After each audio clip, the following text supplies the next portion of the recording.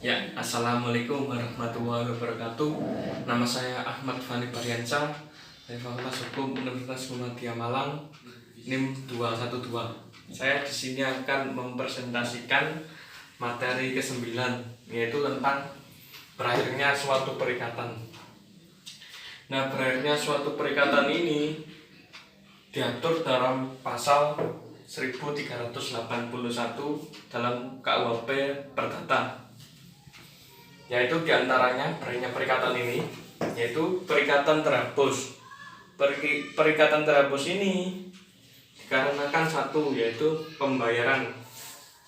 Misalnya pada dalam jual beli, pembayaran ini suatu pihak A membeli barang ke pihak B. Nah, pihak A ini segera melunasi dan melakukan pembayaran. Nah, perikatan di situ sudah dapat dikatakan selesai. Terus yang kedua yaitu penawaran dan pembayaran tunai. Misalnya A punya utang kepada B. Akhirnya A membayar utang tersebut kepada B, tapi B menolak menerimanya. Dalam kondisi demikian, A bisa menitipkan pembayaran utangnya tersebut melalui kepanitraan pengadilan negeri setempat dan dapat dikatakan perikatan ini terselesaikan. Yang ketiga yaitu novasi atau pembaharuan utang. Misalnya A punya utang 1 juta kepada B, tapi A ini tidak sanggup membayarnya. Lalu B mengatakan bahwa B tidak perlu lagi membayar utangnya sebesar 1 juta tersebut, melainkan cukup membayar 500.000 saja, dan utang sudah dianggap lunas. Dalam hal ini, perjanjian utang piutang antara A dan B yang sebesar 1 juta tadi dihapuskan dan diganti perjanjian utang piutang yang sebesar 500.000 saja. Yang keempat, hapusnya perikatan yaitu karena perjumpaan utang. Misalnya A punya utang kepada B sebesar 500.000 rupiah, tapi pada saat yang sama B juga ternyata punya utang kepada A, yaitu sebesar sama tadi 500.000 rupiah tadi. Dalam hal demikian, maka utang masing-masing sudah dianggap lunas karena impas dan perjanjian utang piutang dianggap berakhir dan adanya perikatan terhapus atau terselesaikan tadi. Selanjutnya yaitu convisio atau percampuran utang. Misalnya A punya utang kepada B, ternyata karena berjodoh A akhirnya menikah dengan B. Dalam kondisi demikian maka terjadilah percampuran utang karena antara A dan B telah terjadi suatu persatuan harta kawin akibat perkawinan dan dapat dikatakan perikatan itu terhapus atau terselesaikan. Yang keenam yaitu pembebasan utang. Yang ketujuh yaitu musnahnya barang terutang.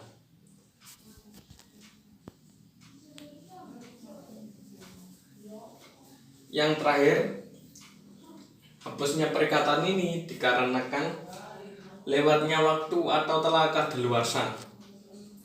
Menurut pasal 1946 KUH Perdata, kadaluarsa adalah suatu alat untuk memperoleh sesuatu atau untuk dibebaskan dari suatu perikatan dengan lewatnya suatu waktu tertentu dan atas syarat-syarat yang ditentukan oleh undang-undang. Perikatan terhapus. Terus selanjutnya, berakhirnya perikatan ini dikarenakan oleh kesepakatan para pihak.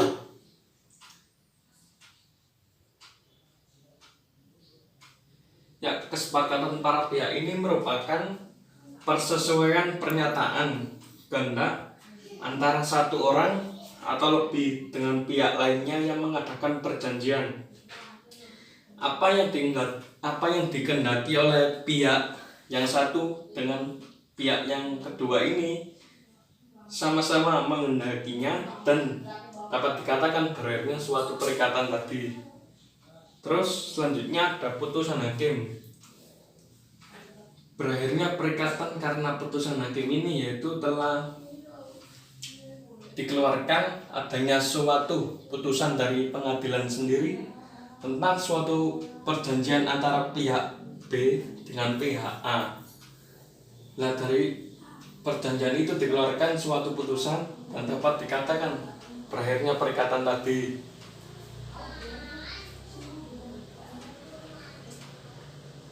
Terus selanjutnya berakhirnya perikatan karena undang-undang, yaitu diatur pada pasal 1066 ayat 3 KUH Perdata, menyatakan tiada seorang pun diharuskan menerima berlangsungnya harta peninggalan dalam keadaan tidak terbagi. Yang kedua, pemisahan harta peninggalan itu dapat sewaktu-waktu dituntut meskipun ada ketentuan bertentangan dengan itu, akan tetapi dapat diadakan persetujuan untuk tidak melaksanakan pemisahan harta peninggalan itu selama waktu tertentu. Nah, yang terakhir, berakhirnya suatu perikatan ini dipengaruhi oleh tercapainya suatu perjanjian. Artinya begini, tercapainya suatu perjanjian ini yaitu sebelum melakukan perjanjian ini pihak A dengan pihak B kan melakukan perjanjian. Nah, dalam suatu perjanjian itu pasti ada yang namanya tujuan perjanjian. Nah, jika suatu tujuan perjanjian ini dapat diselesaikan atau dapat disepakati oleh para pihak, oleh kedua pihak, nah dapat dikatakan perikatan ini bisa berakhir atau perikatan terhapus. Ya, saya akan melanjutkan tentang materi 10, yaitu membahas tentang perjanjian bernama. Perjanjian ini bernama ini ada banyak sekali. Saya akan menjelaskan satu persatu. Yang pertama tentang perjanjian jual beli.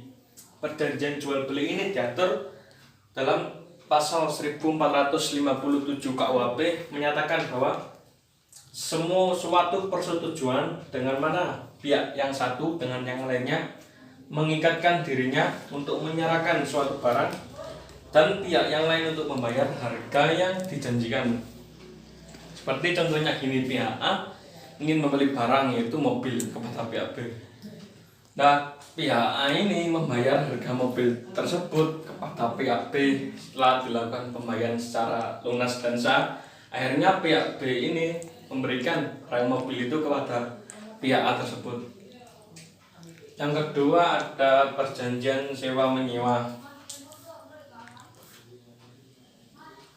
Perjanjian sewa menyewa ini diatur dalam pasal 1548 KUH Perdata, menyatakan bahwa suatu persetujuan dengan mana pihak yang satu mengikatkan diri untuk memberikan kenikmatan suatu barang kepada pihak yang lain selama waktu tertentu dengan pembayaran suatu harga yang disanggupi oleh pihak tersebut. Jadi perjanjian sewa ini contohnya A ingin menyewa barang dari B. Karena A ini belum mempunyai cukup uang, akhirnya ia menyewa, yaitu dengan batasan waktu seperti menyewa rumah. Menyewa rumah ini batasan waktu 1 atau 2 tahun. Setelah waktu yang ditempuh ini selesai, maka perjanjian sewa menyewa ini akan habis. Nah, jika habis ini bisa diteruskan atau tidak diteruskan, terserah orang yang melakukan sewa rumah ini. Yang selanjutnya ada perjanjian tukar menukar. Perjanjian tukar menukar ini ada pada pasal 1541 KUH Perdata, menyatakan bahwa suatu persetujuan dengan mana kedua belah pihak mengikatkan diri untuk saling memberikan suatu barang secara timbal balik sebagai ganti suatu barang lain. Artinya begini, tukar menukar yaitu suatu cara yang dilakukan oleh kedua belah pihak di mana barang yang ditukar antara pihak B kepada pihak A ini telah disepakati bersama dan saling menguntungkan. Seperti tukar menukar barang sepeda, seperti itu. Selanjutnya ada perjanjian pemborongan, diatur dalam pasal 1601 KUH Perdata.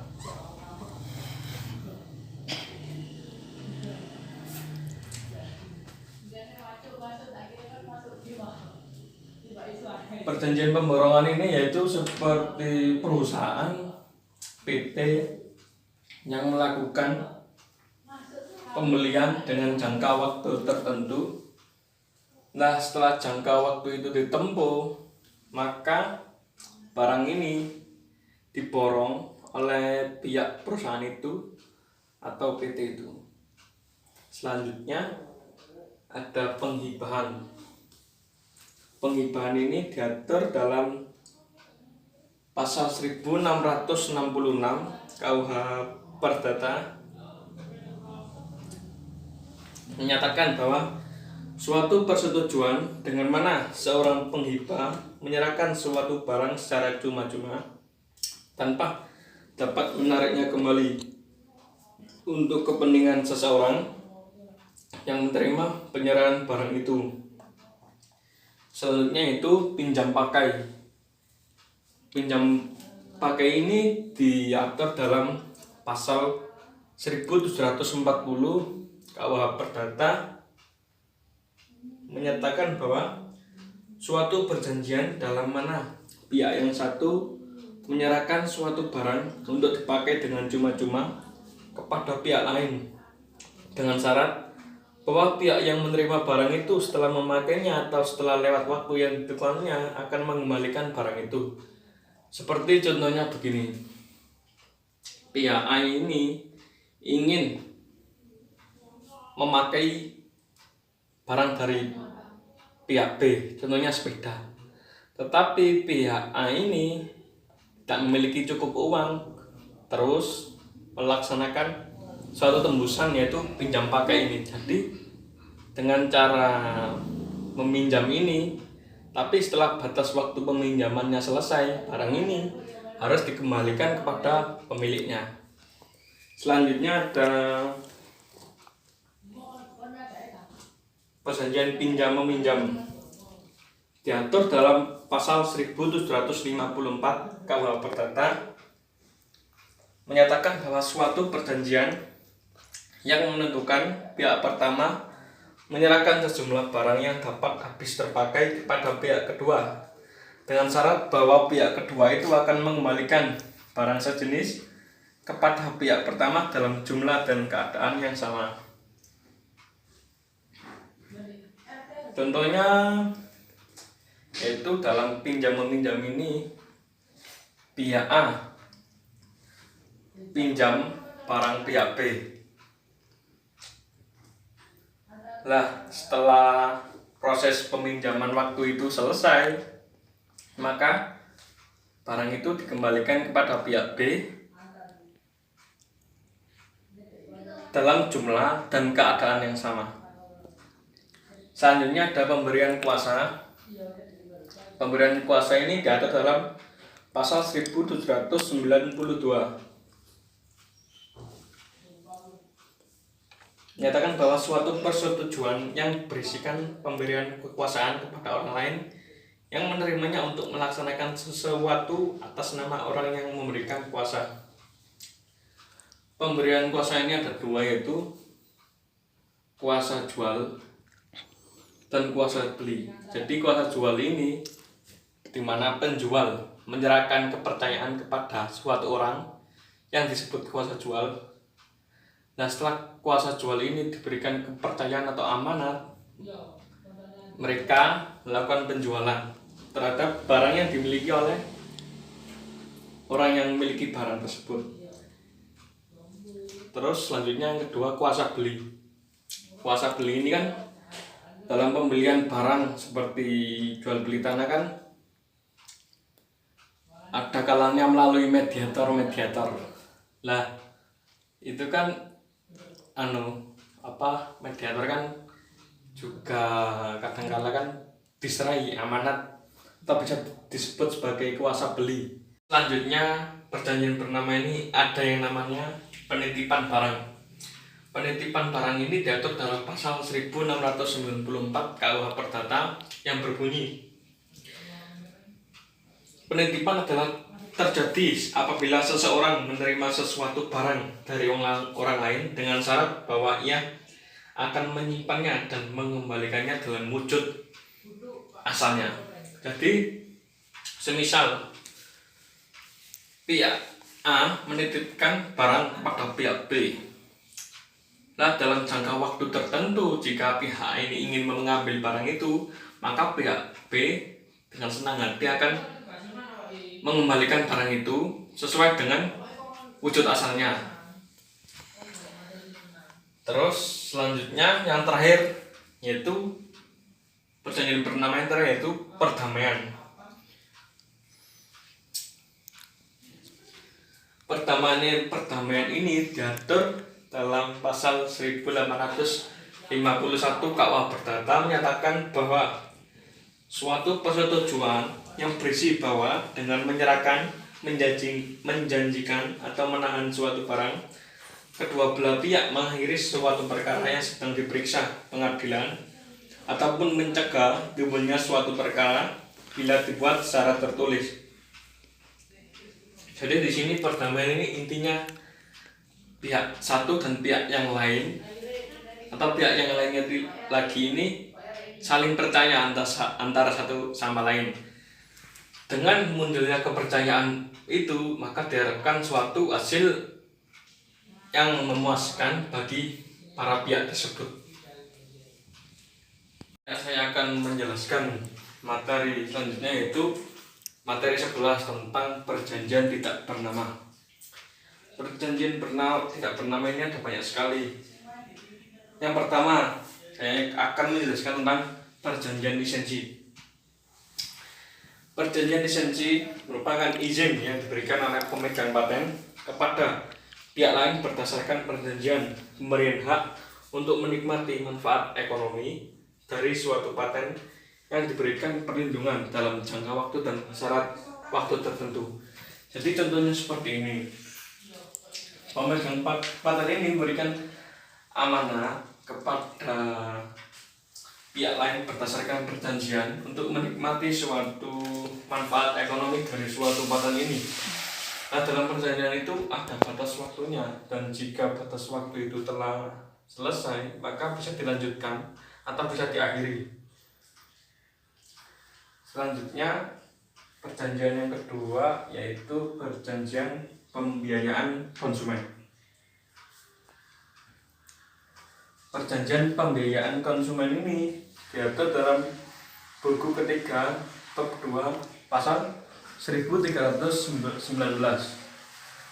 menyatakan bahwa semua persetujuan baik yang mempunyai nama khusus maupun yang tidak dikenal dalam suatu nama tertentu tunduk pada peraturan umum yang termuat dalam bab ini dan bab lain. Artinya sebelum dibuat perjanjian pembiayaan konsumen ini, yang membiayai ini dan yang dibiayai terjadi suatu kesepakatan bahwa lahirlah suatu pembiayaan konsumen dan ada batas waktu yang ditentukan. Selanjutnya ada perjanjian sewa beli.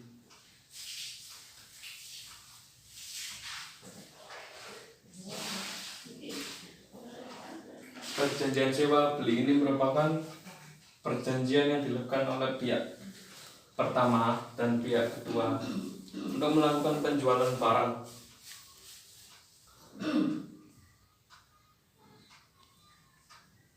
Selanjutnya ada perjanjian sewa guna usaha. Perjanjian sewa guna usaha ini contohnya seperti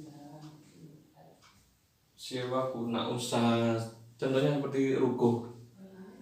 Lah, ruko ini dibuat oleh si penyewa untuk menjalankan suatu usaha tersebut dan ada batas waktu yang ditentukan.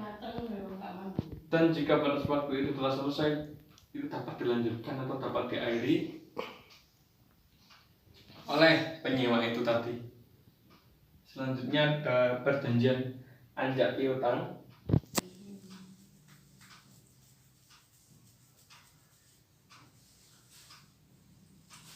Perjanjian anjak piutang ini merupakan suatu usaha yang dilakukan oleh individu atau perusahaan untuk membeli piutang baik dalam bentuk account receivable ataupun promissory notes atas dasar suatu tingkat diskon tertentu dari penjual.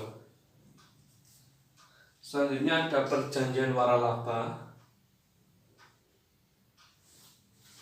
Perjanjian waralaba ini merupakan hak khusus yang dimiliki oleh perseorangan atau badan usaha terhadap sistem bisnis dengan ciri khas usaha dalam rangka memasarkan barang dan jasa yang telah terbukti berhasil dan dapat dimanfaatkan atau digunakan oleh pihak lain berdasarkan perjanjian waralaba.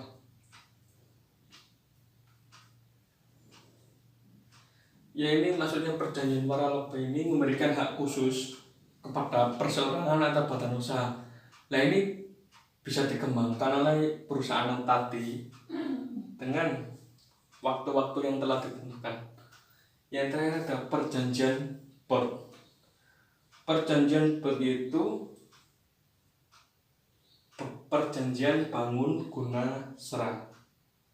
Perjanjian bond ini merupakan bentuk perjanjian kerjasama yang dilakukan antara pemegang atas tanah dengan investor yang menyatakan bahwa pemegang hak atas tanah memberikan hak kepada investor untuk mendirikan bangunan selama masa perjanjian bond dan mengalihkan kepemilikan bangunan tersebut kepada pemegang hak atas tanah setelah jangka waktu perjanjian berakhir. Jadi contohnya seperti ini. Contohnya investor ingin menyewa tanah itu dengan mengadakan perjanjian bond ini tadi.